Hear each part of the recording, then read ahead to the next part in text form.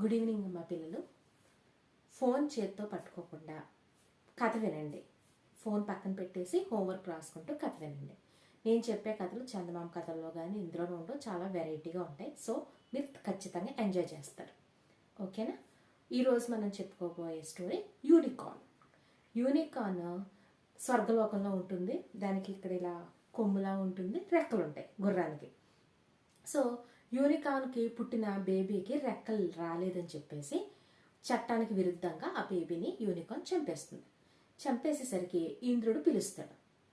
ఇంద్రుడు పిలిచి, ఎందుకు నువ్వు ఇలాంటి పని చేసావో, మనకి దైవత్వం కలిగి ఉంటుంది కదా, సో మనకి చావనేది లేదు, ఈ రూల్ నువ్వు బ్రేక్ చేస్తూ యూనికార్న్ని చంపావు కాబట్టి నువ్వు భూలోకానికి వెళ్ళిపో, రెక్కలు ఉంటాయి కానీ నువ్వు ఎగరలేవు, అలాగే ఈ కొమ్మ అనేది ఏది ఉంటుందో అది తీసేస్తాం అని చెప్పి తీసేసి భూమి మీదకి యూనికార్న్ని పంపించేస్తారు. అది ఒక కాశ్మీర్ లాంటి మంచు ప్రదేశంలోకి అది ల్యాండ్ అవుతుంది. ల్యాండ్ అయిన దగ్గర నుంచి దానికి చలి తెలుస్తూ ఉంటుంది, ఆకలి తెలుస్తూ ఉంటుంది, భూమి మీదకి వచ్చింది కదా మరి. సో చాలా రోజులు అటు ఇటు ఒక కపుల్ దంపతులు అనేవారు ఆ పాపని ఎత్తుకుని మొత్తం తిరుగుతూ ఉంటారు. చలికి తట్టుకోలేకపోతూ ఉంటారు, ఇంటి లోపలికి వెళ్తారు, బయటకు వస్తూ ఉంటారు, అన్నీ చేస్తూ ఉంటారు. కానీ వాళ్ళు ఏదో స్ట్రగుల్ అవుతున్నారని మాత్రం తనకు తెలుస్తుంది, యూనికార్న్కి అర్థమవుతుంది.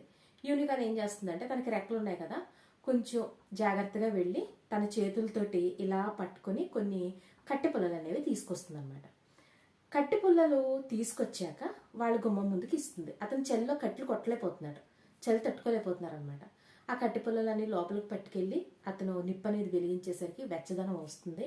పాప ఏడవడం అనేది ఆపుతుంది. బయటకు వచ్చాక ఆ యూనికార్న్ చూసి ఆ రెక్కలు చూసి చాలా ఆశ్చర్యపోతారు. దానికి ఫ్రూట్స్ అనేవి పెడతారు. అక్కడ అన్ని ఫ్రూట్స్ అవైలబుల్ ఉంటే వాటికి ఫ్రూట్స్ పెడతారు.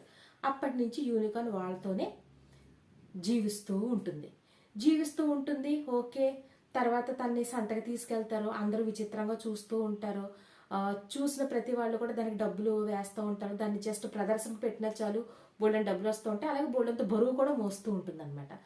అలాగ ఆ దంపతులకి డబ్బులు అనేవి చాలా వస్తాయి, చాలా డబ్బులు వస్తాయి, బాగా సెటిల్ అవుతారు. అన్నీ సెటిల్ అయ్యి అన్నీ చేశాక యూనికార్న్ ఆ పాప బెస్ట్ ఫ్రెండ్స్ అయిపోతారు.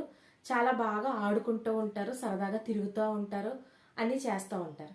యూనికార్న్ ఒక్కొక్కసారి స్వర్గలోకాన్ని తలుచుకుంటూ ఉంటుంది. ఇక్కడ కూడా బాగుంది, అయ్యో నేను ఇంత పొరపాటు పడ్డాను, రెక్కలు అనేవి ముఖ్యం కాదు, మనం ఎంతో రెక్కలు లేకుండానే ఎగిరే ఫెసిలిటీ లేకుండా నేను ఎంతో సంతోషంగా బతుకుతున్నాను, బిడ్డను ఎందుకు చంపుకున్నానని బాధపడుతూ ఉంటుంది, రియలైజ్ అవుతూ ఉంటుంది. సో ఆ పాపకి మ్యారేజ్ అవుతుంది. మ్యారేజ్ అయ్యాక ఆ పాపకి భర్త అనే అతను ఉంటారు. ఈ ముసలివాళ్ళు బాగా ముసలివాళ్ళు అయిపోతారు. యూనికార్న్ కూడా ముసలిదైపోతుంది. సో ఇంకా భూమి మీదకి వచ్చాక అన్ని కామన్ కదా, ముసలిదైపోతుంది. ముసలిదైపోయేసరికి ఇప్పుడు వచ్చిన ఆ ఆడపిల్ల భర్త ఎవరైతే ఉన్నారో కొంచెం కటువుగా ఉంటారనమాట. రెక్కలు రెండు ఉండడం వల్ల షెడ్ సరిపోవడం లేదు. అదే రెక్కలు లేకపోతే జస్ట్ తను ఉండడానికి షెడ్ అనేది మనం వేయగలుగుతాము. ఎగరలేకపోతుంది కాబట్టి వాటికి పెద్ద ఇంపార్టెన్స్ ఏమి ఉండకపోవచ్చు, మీరేం కంగారు పడద్దని చెప్పేసి కట్టెలు కట్టే ఒక కొడవలను తీసుకుని వెళ్ళి రెక్కల్ని కట్ చేసేస్తాడు. కట్ చేసేసేసరికి యూనికార్న్ చనిపోతుంది. చనిపోయి ఆత్మ ఇంద్రుడి దగ్గరికి వెళ్తుంది, స్వర్గలోకంలోకి. ప్రభు, నేను ఎంతో నరకాన్ని అనుభవించాను రెక్కలు కట్ చేసినప్పుడు, అలాగే నా బిడ్డను చనిపోయినప్పుడు తను కూడా ఎంతో బాధను అనుభవించే ఉంటుంది. నేను చేసిన తప్పుకి శిక్ష కరెక్ట్గానే పడింది. భూలోకంలో నేను ఆకలి బాధని, చలి వేడి అన్నీ అనుభవించాను. ఆల్మోస్ట్ అన్నీ అనుభవించాక చివరికి నా రెక్కలు నరికించుకుని, నా రెక్కలే నా ప్రాణం తీసిని, రెక్కలు లేకుండా ఉంటుంటే ఆ కుటుంబంతో నేను చాలా సంతోషంగా ఇంకా జీవించేవాడిని. సో నాకు ఈరోజు అర్థమైంది.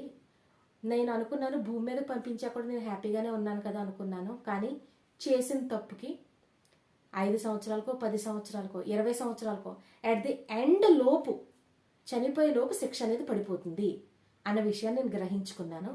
సో మనం ఏం చేస్తే అదే మనకు తిరిగి వస్తుంది ప్రభు, నాకు అర్థమైంది, నన్ను క్షమించండి, ఇంకెప్పుడు ఇటువంటి పొరపాటు చేయను, నాకు ముక్తిని ప్రసాదించండి, లేకపోతే మళ్ళీ యూనికార్న్గా జన్మను ప్రసాదించండి అని ఇంద్రుడిని కోరుకుంటుంది. ఎప్పుడైతే నువ్వు రియలైజ్ అయ్యావో, ఎప్పుడైతే అర్థం చేసుకున్నావో, నిజాన్ని తెలుసుకున్నావో, నీ జన్మ నీకు సమర్పిస్తున్నాను అని చెప్పేసి యూనికార్న్గా మళ్ళీ జన్మని ఎత్తిస్తారు. ఎత్తించాక అప్పుడు ఇంద్రుడు చెప్తాడు, ఇంతకాలం నువ్వు ఒక చిన్న పాపతో ఆడుకుంటూ పెరిగావు కదా, నివసించావు కదా, ఆ పాప ఎవరో తెలుసా అని అడుగుతారు.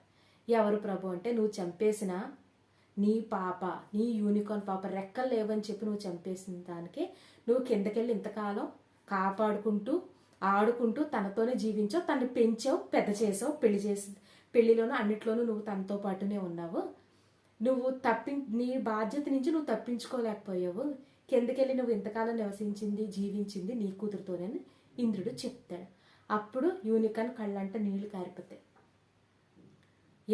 ఎంత హ్యాపీగా పాపతో ఉంటున్నానో అనుకున్నాను, ఇదనమాట రీజను. ధన్యుణ్ణి ప్రభు అని ఇంద్రుడికి నమస్కారం పెడతారనమాట. ఇది స్టోరీ. మీకు బాగా నచ్చిందని అనుకుంటున్నాను. ఫోన్ అమ్మకిచ్చేసేయండి, హోంవర్క్ శుభ్రంగా రాసుకోండి, శుభ్రంగా నిద్రపోండి. కథలు అనేవి చాలా ఇంపార్టెంట్, మీ యాక్టివిటీని చాలా ఉపయోగపడతాయి. ఏది మంచి ఏది చెడు అని ఫిల్టర్ చేయడానికి కథలు చాలా హెల్ప్ అవుతాయి. ఓకేనమ్మా, గుడ్ నైట్ పిల్లలు, బాయ్.